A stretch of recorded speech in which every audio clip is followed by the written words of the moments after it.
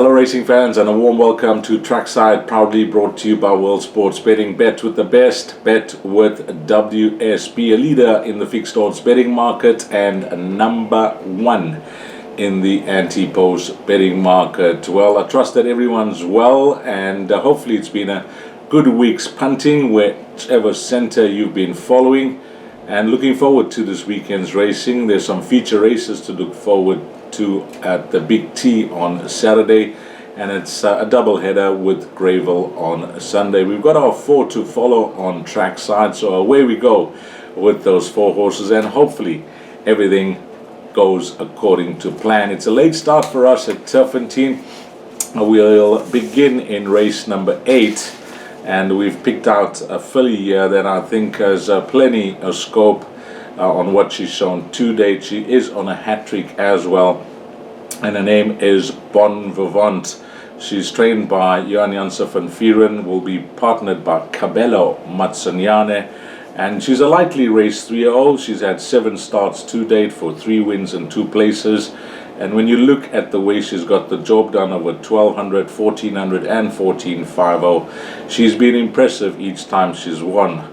And when this race came along, I think although she is under sufferance here against some smart older fillies, I just feel she could be very cleverly placed by a stable with 50 kgs on her back. Yes, she is under sufferance, as I mentioned, but the entire field will have to give her weight, including the horse in the best weighted column, which is Zarina, from the visiting stable of Candice Bass Robinson. She'll actually have to give her 12 kgs over this 1400 meter trip, and that's a lot of weight. But obviously Zarina's earned a rating, whereas this filly, she's still improving, and she's on the up with regards to her rating. So you can take a stance and say, is she better than a 95? Well, I personally think that she is, because the run that impressed me the most thus far in her career was a win in the Secretariat Stakes. Now that day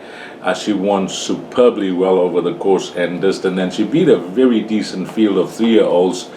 When I had a look at some of the runners that took their place in that field, the one runner that was a clear standout is Litigation, that she beat comfortably, and we know that Litigation has since come out to win the Derby Trial and also the Igoli Mile.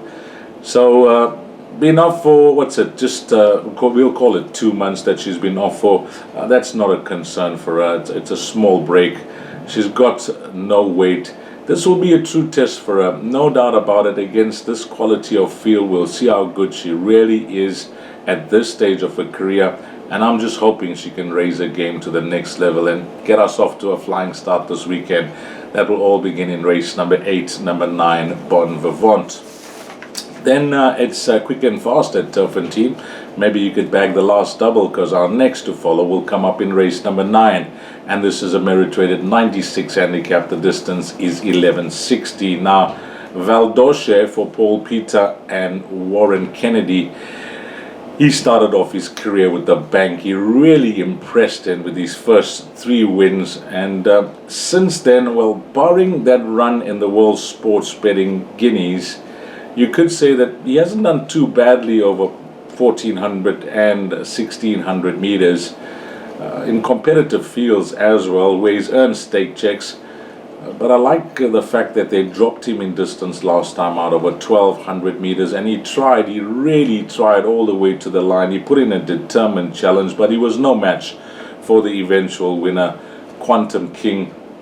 And over this 1160 trip, on that last start, it's clear to see that he did beat Visiway, but when you do the math, then Visiway is now 2.5 kgs better off at the weights with Valdoche. Will give him every chance of possibly reversing the form now that he gets that 2.5 kg pull in the weights. But I'm hoping that over this 1160 trip, Valdoche can maintain the form with Visiway and get the better of him again this time round. The stable's superbly hot at the moment, Paul Peter. So is the jockey Warren Kennedy.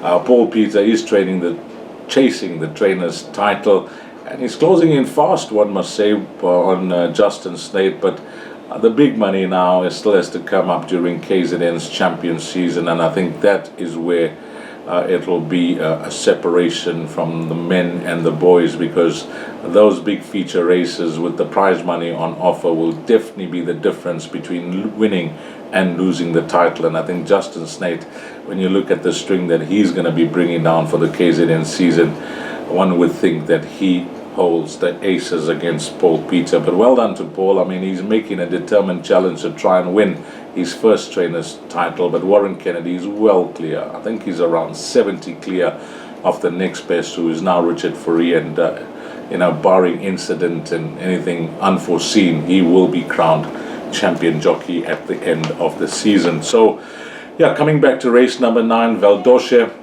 we're hoping can end this day off on a high and make it a double for us, races 8 and 9 at Turffontein. Then I saved 2 horses for Greyville on Sunday, and the first of our 2 comes up in race number 3. Now, race number 3 is a maiden plate for 3-year-olds.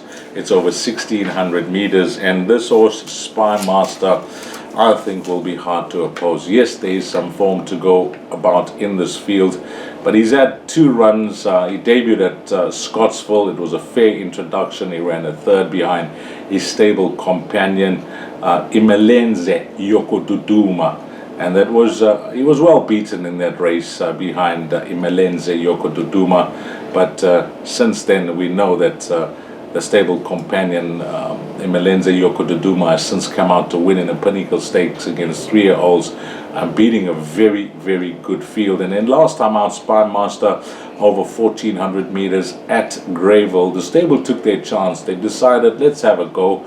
We'll run him from draw 12 out of 12. And he just found one better on the day, went second behind Beechurst from the stable of Guard Puller.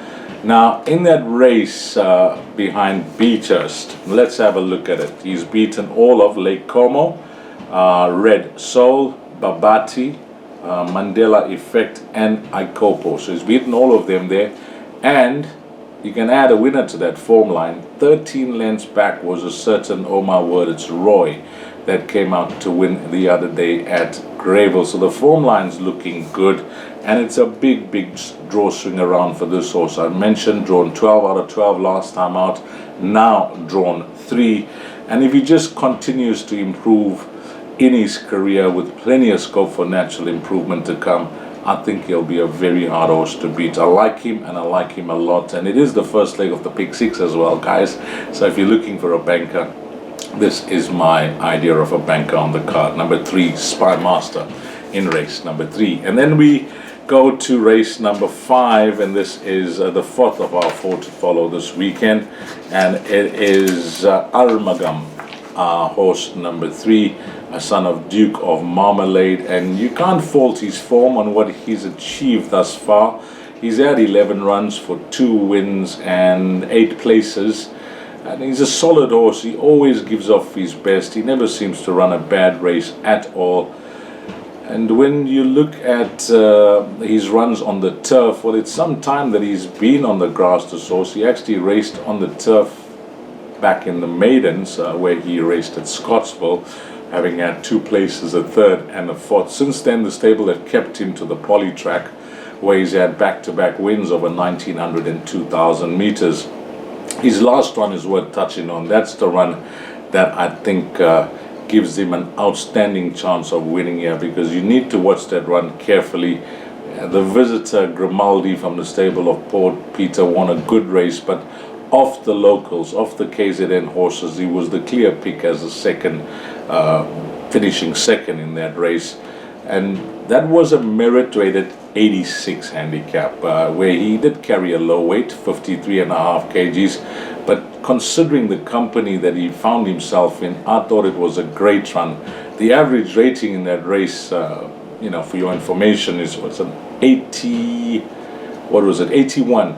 That was a solid average rating of a field, because now he drops down to what's the average rating now? 69. I mean, from an 81 average rating last time out to a field of an average rating of 69, whilst he is carrying 60 kgs on his back compared to the 53.5 last time out. It's down in class and up in weight. That's the way you're going to have to read it. And there were excuses last time out as well. I just see in the form guide that I'm using that he cast a right for shoe as well. So we're not saying that, could have made a world of difference to his chances, but it certainly cost him for, maybe finishing a bit closer to Grimaldi. Jockey Warren Kennedy has got to know him. He's partnered him his last 2 starts, where he's run second in both, so he'll be hoping to go one better with this horse, number 3, Armagam.